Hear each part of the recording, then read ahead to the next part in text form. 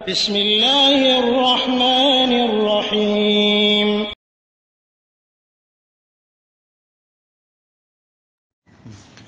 ওয়ালাইকুম আসসালাম রহমতুল্লাহি ওবারাকাতুহু। 636 থেকে এক ভাই প্রশ্ন করেছেন, সম্ভবত দুবাই থেকে, যে পায়ের সাথে পা মেলানো, সালাতের মধ্যে পায়ের সাথে পা মেলানো, টাকনির সাথে টাকনু বা ইত্যাদি, এগুলোর ব্যাপারে আসলে সহি হাদিস কেমন আছে আমরা জানার উদ্দেশ্যেই প্রশ্ন করেছেন। যাক, জাযাকুমুল্লাহু খায়রা, লা বা'সা বিহি, আপনার প্রশ্নের কারণে কোনো সমস্যা নেই। তবে দুনিয়াতে সব বিষয়েরই মতামত আছে। মানে এই আপনাকে নাম্বার দেওয়ার আগে আমি কথাটা বলে নিচ্ছি।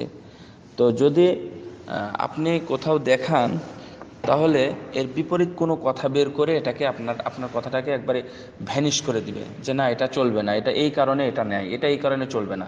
আপনাকে ছোট্ট একটা উদাহরণ দিই, যে দুনিয়াতে যে কত হাদিস আছে, মানে হাদিসের অধ্যায়ে, যে রফুল ইয়াদাইন সম্পর্কে, আমিন বলা সম্পর্কে। তো আপনি যখন যারা আমিন বলে না তাদের যখন আলোচনা শুনবেন, তো শুনে মনে হবে যে তাই তো, আমিন তো বলাই যাবে না।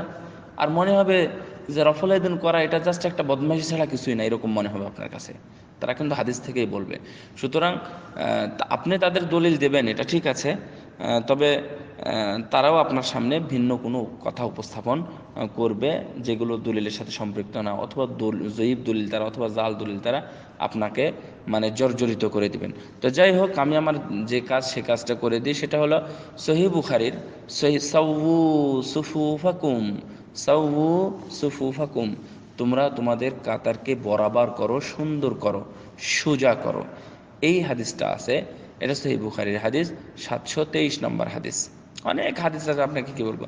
এবং এই হাদিসটা আছে ইবনু মাজাতে, আরও অনেক হাদিস আছে। ইবনু মাজাতে 993 নম্বর হাদিস, আবু দাউদে আছে 668 নম্বর হাদিস।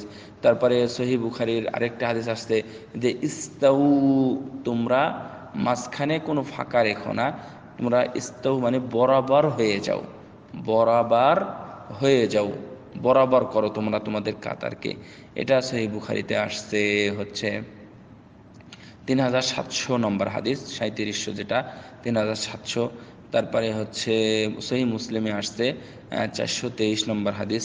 তারপরে ইবনু হিব্বান সহিহ সনদে এসেছে সদ্দুল ফারাজ, মানে হচ্ছে ফাঁকগুলো বন্ধ করো। একই কথাটা কিন্তু অন্য শব্দে এসেছে সুদ্দুল খেলাল, মানে মাঝখানে যে ফাঁকগুলো, এটা আহমাদে আসছে, মাঝখানে যে ফাঁকগুলো আছে সে ফাঁকগুলো বন্ধ করো। এবং ইমাম বুখারী রাহিমাহুল্লাহ উনি এই বিষয়ে অনেক কথা নিয়ে এসেছেন। একটা উনি বাবি বেঁধেছেন যে মানে পায়ের সাথে পা, কাঁধের সাথে কাঁধ এবং টাকনির সাথে টাকনু মিলানো, এবং এই বিষয়ে উনি হাদিস নিয়ে এসেছেন। সুতরাং এই বিষয়ে হাদিস আছে স্পষ্ট যে পায়ের সাথে পা মিলাতে হবে। তবে বলেই দিই, এই বিষয়টা অবশ্যই সুন্নাহ, এই বিষয়টা সালাতের সুন্নাতের অন্তর্ভুক্ত। সুতরাং কেউ যদি এটা না মিলায়, তাহলে তাকে বলা যাবে না যে তোমার সালাত সব নষ্ট হয়ে গেল, তোমার সালাত কবুল হবে না। আর কেউ যদি না মিলায়, তাহলে তাকে মানে তার সাথে দ্বন্দ্ব ফসাদ প্রথমে তো না মানে এড়িয়ে যাওয়াই ভালো, যে কেন তুমি মিলাবে না বা ইত্যাদি। তো এটা ঠিক আছে, এটা সুন্নাত ঠিক আছে, কিন্তু অবশ্যই এটা আমল করার যোগ্য এবং আমল করতে হবে। আর ইচ্ছাকৃতভাবে এগুলো ত্যাগ করা উচিত নয়। সাল্লাল্লাহু আলা নবিয়িনা মুহাম্মদ।